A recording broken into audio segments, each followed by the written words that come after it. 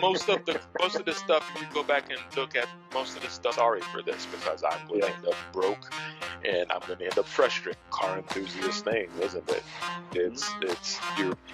If I wanted just a good car that handled well and performed well, I'll just get a Camry, which outperforms any car that I grew up on. All right. Do you guys mind if I drink during? No, if you're drunk, it's even more fun. There's bourbon. I was just gonna say, Abby Bassett told me that she loves you, so don't be a dick. Abby is one of my favorite people. Yeah, she's great. Yeah, Abby has a very strong nose for bullshit. So like she would tell you if somebody was not good, and she thinks highly of you. So well, that's good. All right, so George, then it's you and I not to fuck this up then, right? That's really what the pressure I think that's what you're saying.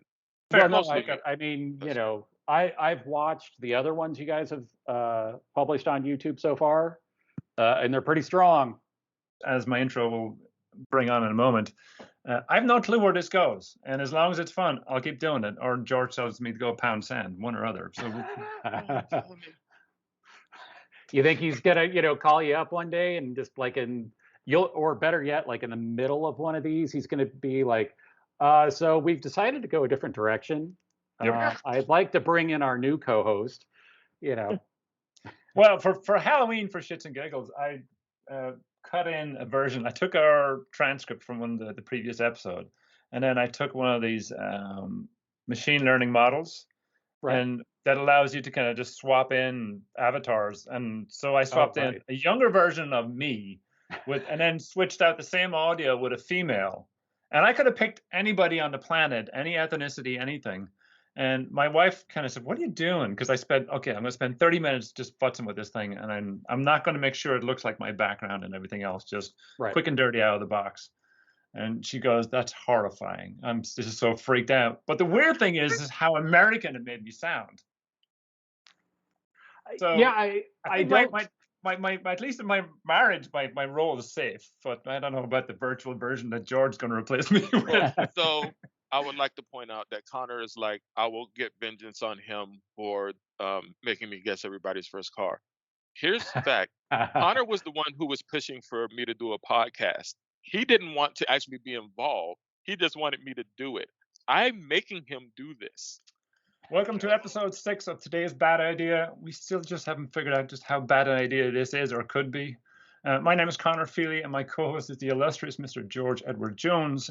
Today, we're delighted to be joined by Mike Febbo, an award-winning automotive journalist. Mike graduated from the University of Nevada with a mechanical engineering degree and worked at a variety of tuning shops before embarking on a career as an automotive journalist. Mike was a writer, an editor-in-chief at European Car, whatever that is, a staff writer at MotorTrend, and currently writing for The Drive. Welcome, Mike. Thank you. I'm happy to be here. Been looking forward to this.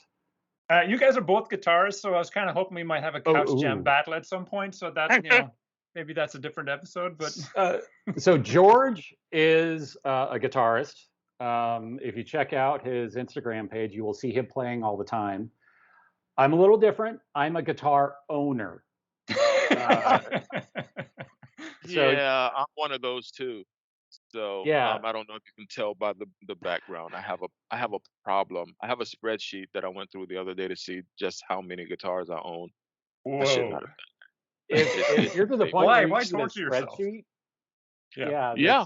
Because I couldn't name everything. I had to go through and do inventory. I couldn't tell you what I owned. Did you start scoring them? I went through and I decided which ones I would be willing to sell, because up until a month ago, I had every guitar that I've ever gotten since I was 7 years old. Oh, wow. And so I turned 2 of them into that dark gray and white one back there. And that was the first time my guitar collection has gone down in size. And then I bought that white gem for my birthday because it was my birthday. And then I bought another guitar last week because I have no impulse control, and my wife made me go to Guitar Center, and so now I have more guitars than I did when I sold guitars. But What's this the isn't most about me. what is the What? most rare guitar that you own? Rare. Yeah. Um, that silly black and or it's like battleship gray, sparkle and white. They only made it for a couple months. It's rare, but not particularly valuable. I have one of my wife's coworkers' brothers started up a company for a minute, and I have a couple of his prototypes.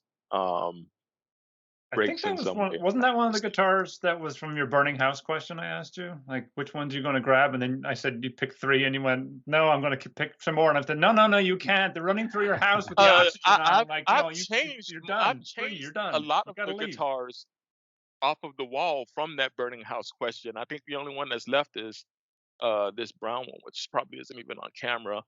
I think this is the only one left on the wall from the burning house question. All the rest of them have been moved to different places. So so Like you're doing but this isn't inventory or about something, me. George. Oh, dude, I will share with y'all the spreadsheet. It is ridiculous. Not every guitar in the house is mine, but it almost doesn't matter. But by the way, I think you win the prize. Your son, I believe, his name is Ayrton. Yes, my son's name is Ayrton. I don't know how you pull that off, but I'm a Okay. dad, and there you go. I floated some ideas before my son came along. That would no, that wouldn't have flown. So here's the thing. I threw a bunch of names out there that I knew weren't going to stick.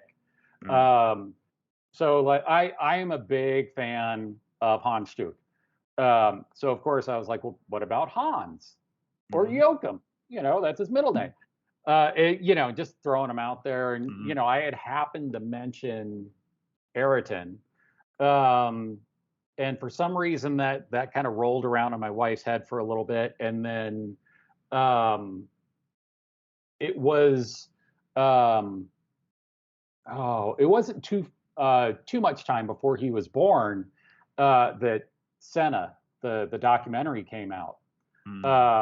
And I happened to go to a screening of that, and it was a +1, so I took my wife with me, and she saw that, and I don't know, that kind of sold her on it. Just seeing kind of the real him in the documentary. So yeah, that is everyone's reaction, is like, how did you pull that off? And the thing is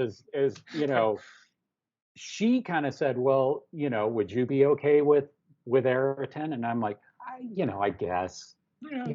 If that's If the he was like, direction you okay, want to twist go. my arm, like, Exactly. Yeah. Exactly. Obviously it kind of sets him up for certain expectations and stuff, and he's into cars. He's definitely into cars, but he's actually a little bit more into aerospace. So I think he's probably going to go that way. I'm not one of those dads that is like, well, if you can walk, you're going to be in a cart. I definitely haven't pushed him into go karting or anything like that. Although he is pretty anxious. He's just like not quite tall enough for the adult carts yet.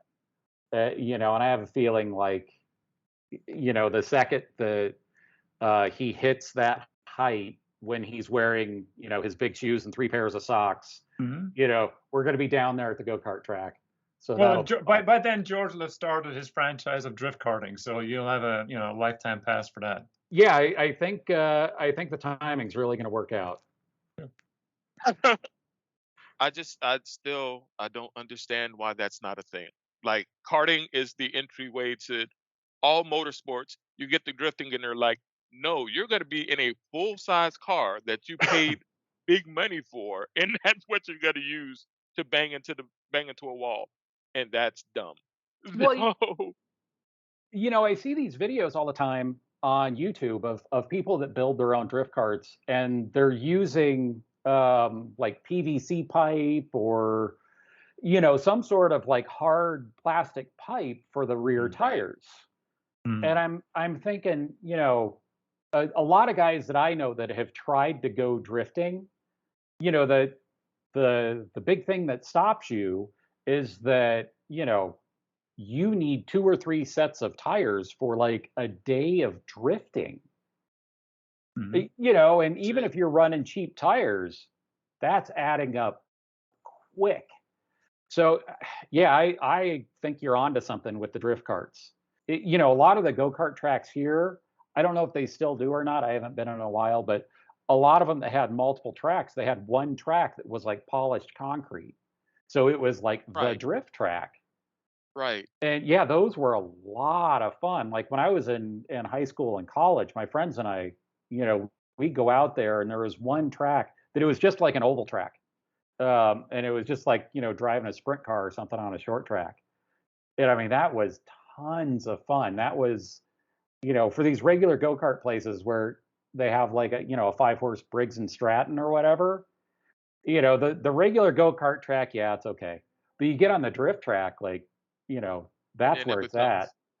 yeah. And I mean, for me, one of my buddies was like, well, a go kart doesn't necessarily handle exactly like a real car. And no, it doesn't. But what it will do is teach you how to catch.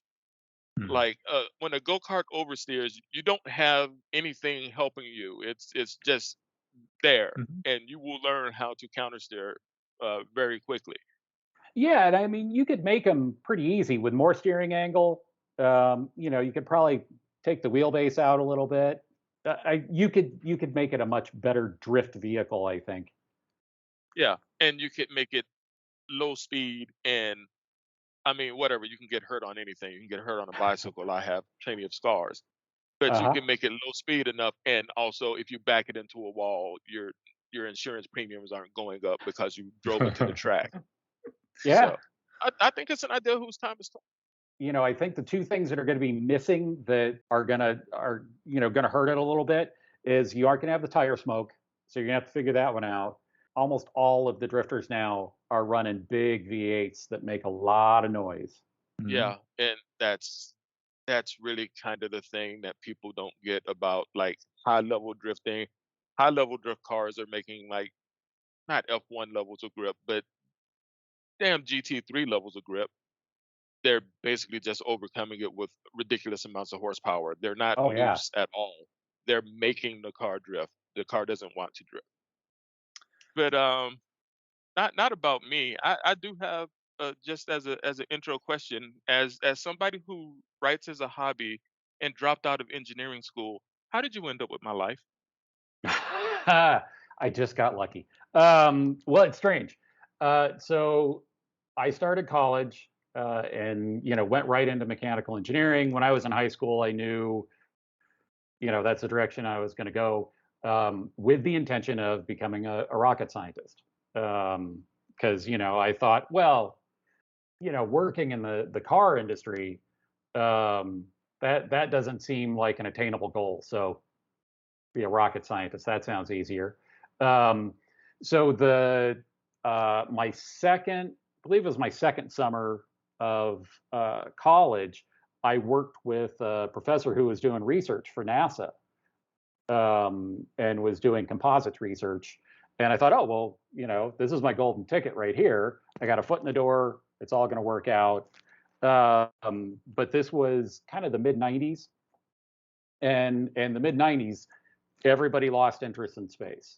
Budgets were cut. The money just disappeared from space. Um, and so obviously my job at the college went away.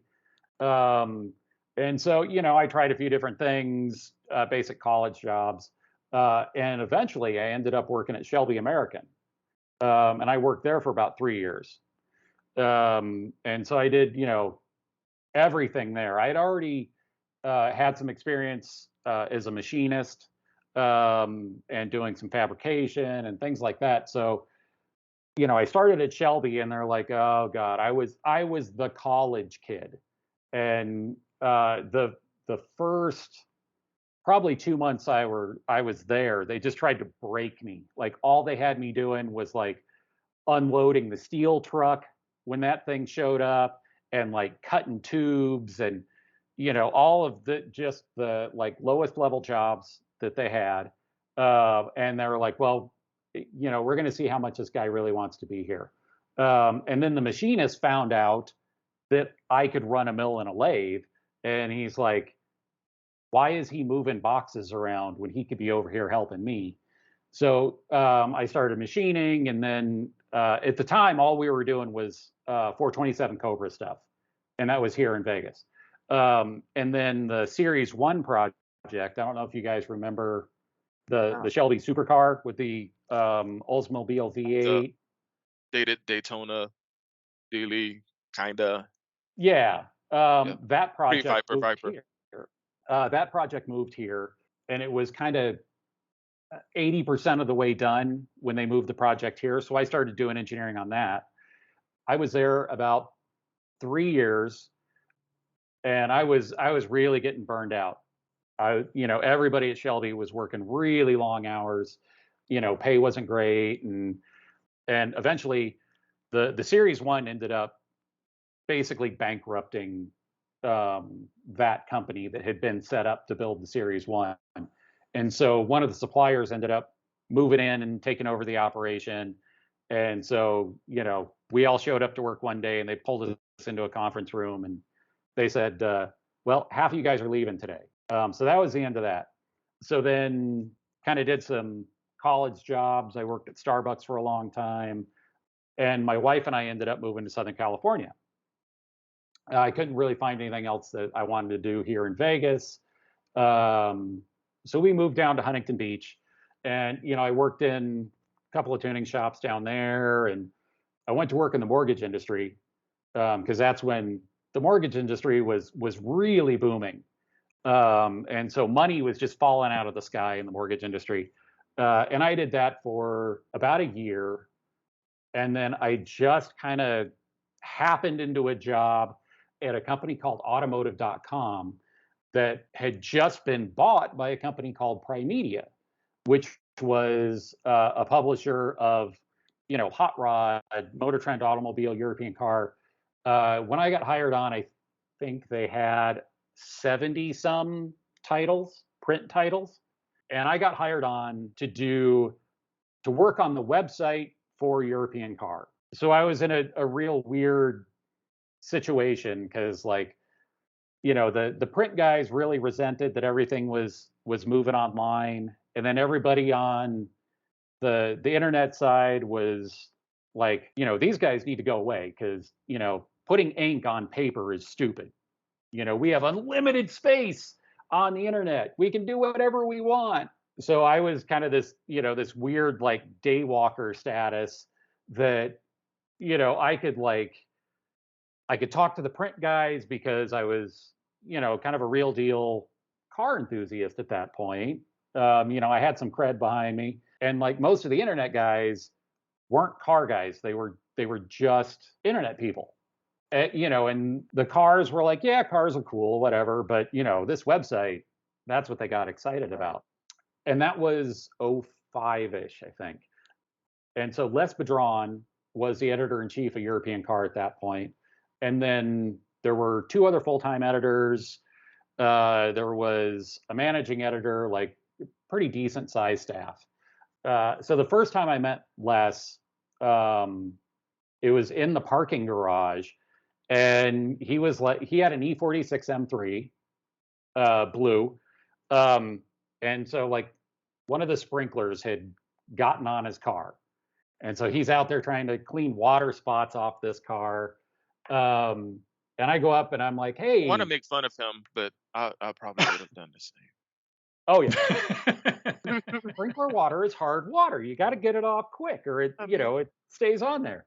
So I go up and I start talking to him, and I introduce myself, and I'm like, hey, I'm your new internet guy. And he's like, oh, man. He's like, all right. Do you know anything about cars?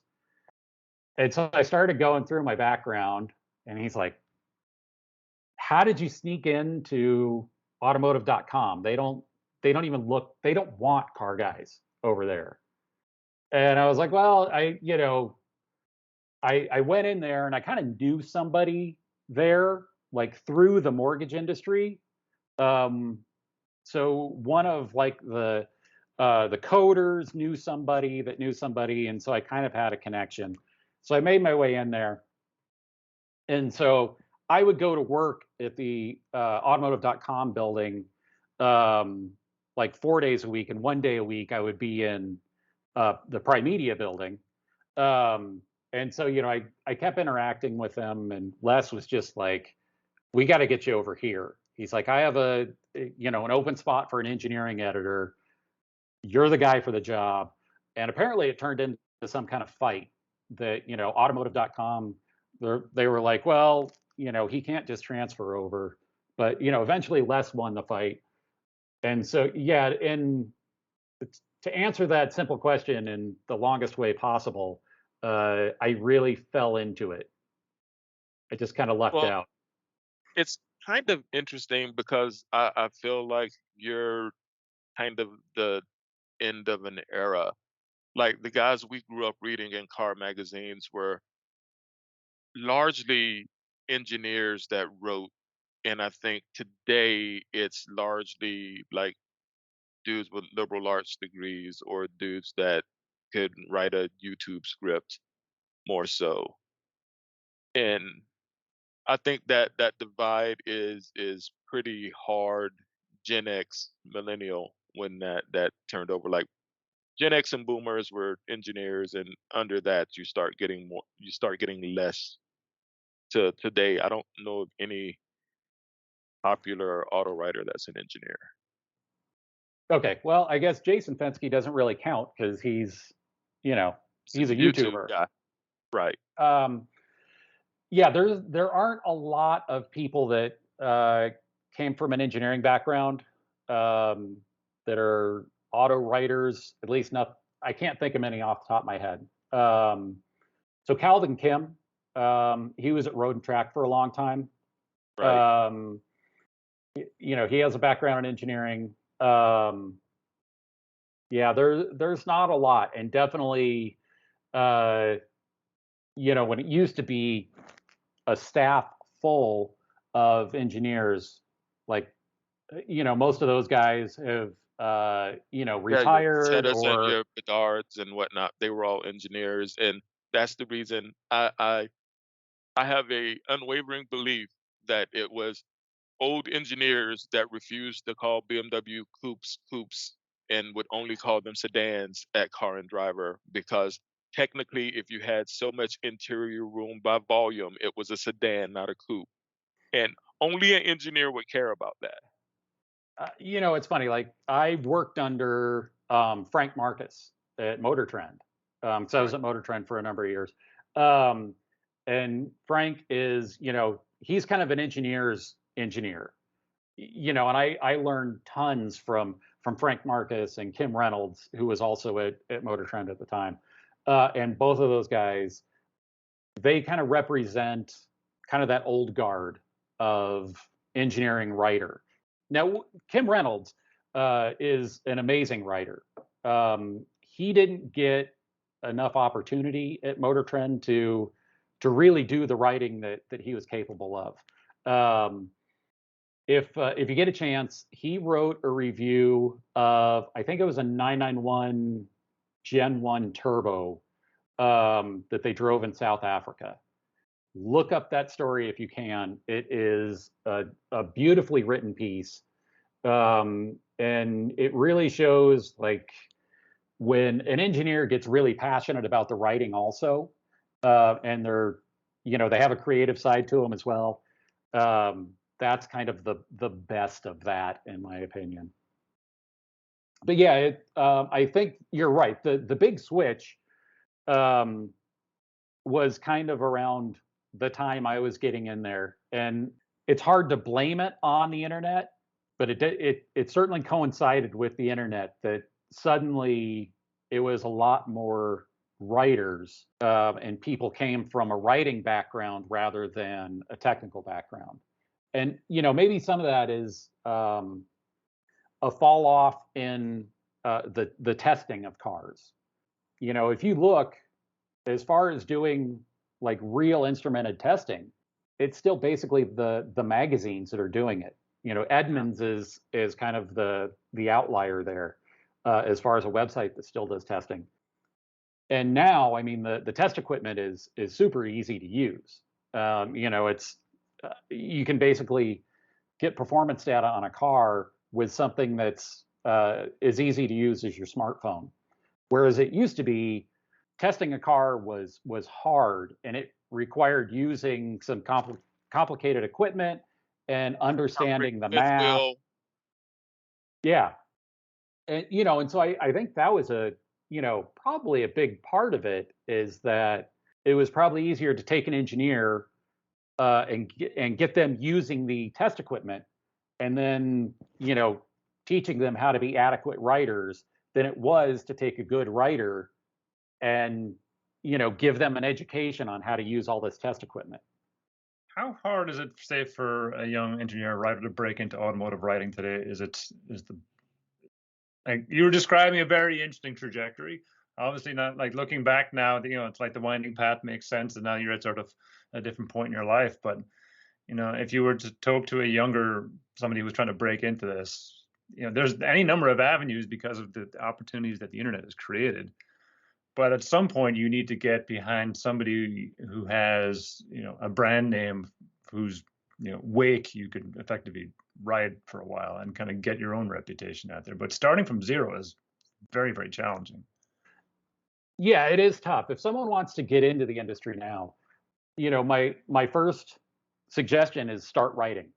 That's the thing. I've talked to so many people who they want the job first, and then they want to start writing. And you can't do it that way. You got to start writing, even if it's your own blog site or whatever. Publish it there. And just kind of get a feel for writing things that are different length, writing things with a different focus. Start building that muscle memory of writing. That's probably the most important thing. And if you have something online, if you have a blog site or whatever, you have something to point people to say, this is what I can do. Because it is tough for an editor in chief or an assigning editor or whoever to just, take an email in and say, well, I mean, this guy wrote kind of an interesting email, I guess I'll give him a shot. But if you can send out some stuff that's been written, and you've done a decent job editing it, it's a lot easier. When I was at European Car, I would get emails from people, and they would just say, oh, I've always wanted to write about cars. I need an opportunity to do it. I'm willing to do it for free. That's kind of the first red flag that I would always tell people, if you want to do this for a living, don't do it for free. But it's funny you bring that up. A buddy of mine was writing a book, and he asked me to write the back cover copy, and he was a buddy, and I was like, yeah, I could write it for free. And Alana Scherer told me, even if you're doing it as a favor, charge for it, because then you'll think of it as a job and do it not like, oh, well, I'm just doing this favor for my boy, but you're like, I'm going to do a good job because I'm getting paid for this. Right. I have strong opinions about this. I'd love to hear them. No, I have strong opinions about this, because I think if you have a certain creative bent, and I've built my career around being a creative, I spent 20 years working in advertising. And there's the sensibility around, you have to do free work to prove your worth. And inherently, if something is free, then you attach no value to it, and then your time is not valuable. You wouldn't ask an attorney to give you time for free. Like, there has to be something in the exchange. Yeah. And there has to, I understand why you have to kind of, get something in your book or your portfolio, whatever it happens to be. But I don't ever agree with people just giving stuff away like that. Yeah, I would never do it at European Car. Part of it is, in between my first round at European Car and then getting on at MotorTrend, I worked about 2 years freelance. And then the last 5 years I've been working freelance. And it's, it's one of those things like if you're working for free, Mhm. you're taking a job away from someone who's trying to do it for a living. Mhm. And it's one of those things that, we don't have a union for automotive writers. There isn't a huge sense of community that, we're all working together for a purpose. Mhm. But it's always been my feeling that, I'm never going to work for free. I'm never going to work for super cheap because, the second that one of us is willing to work for free, then, that takes away all the leverage that everybody else has. 100%. think I've had that conversation a couple of times. I've had a couple of offers to, I don't know, possibly freelance, possibly join on to somebody's website. But I there are two things that have always in the back of my head been like, no. One, writing is my hobby. And I feel like in the 21st century, the big thing for people is, you have to monetize all your hobbies. No, I don't. I can just do Yeah. something because Mhm. it's fun. I Mhm. have a job, and that job frustrates me a lot. I need something that doesn't frustrate me. And if I'm expecting to make a living out of writing, at some point that's going to become frustrating.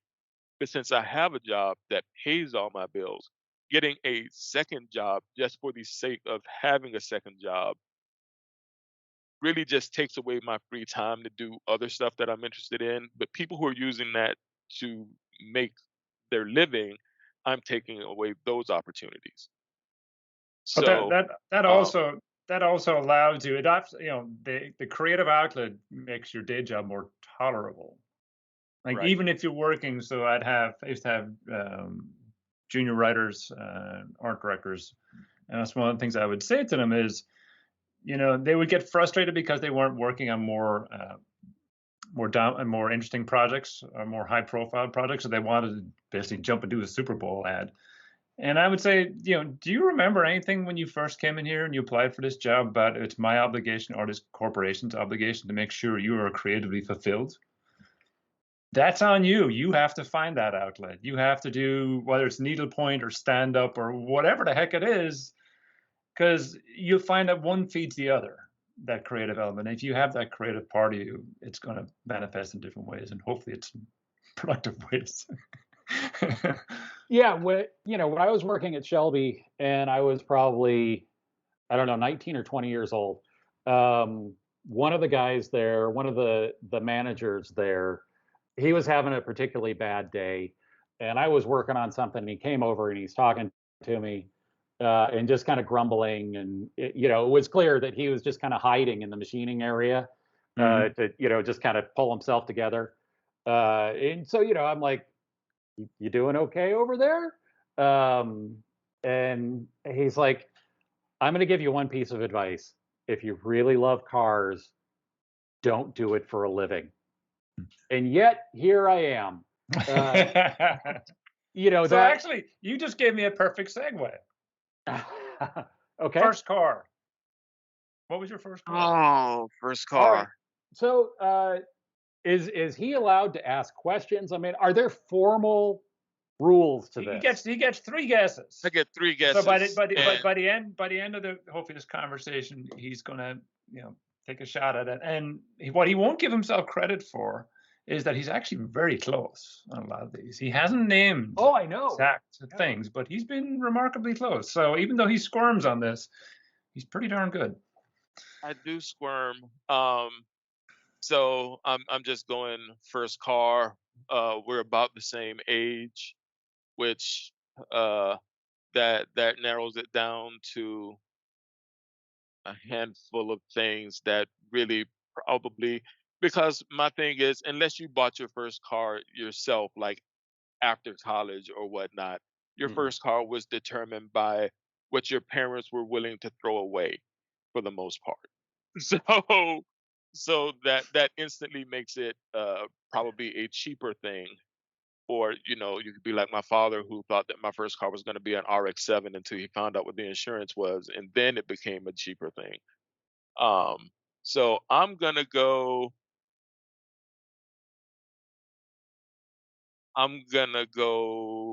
Corolla. Nope. All right. No. Nope. This is going to be. I think it's going to be a tough one. So, I'm willing to answer any questions that Connor, is okay with. If you feel like you need to. No, that's too easy. Well, the first, Okay. yeah, and the first one's always a completely blind guess. And like you said, you've written about it, and I'm sure Yeah. I've read it, but Lord knows I can- of the realm of useless information that rattles around in my brain. Mm. That is not it, because it ended up being useful. So I think my body protected me from retaining it. So If we could just remove that system for the car, that's what we did. And so, the car had no heat, no air conditioning. Another part of automotive culture is broken is that, right now we focus on the influencers with their supercars. You look at the money people are pouring into these things. And I think we've really lost sight of kind of why we should be car enthusiasts. And I know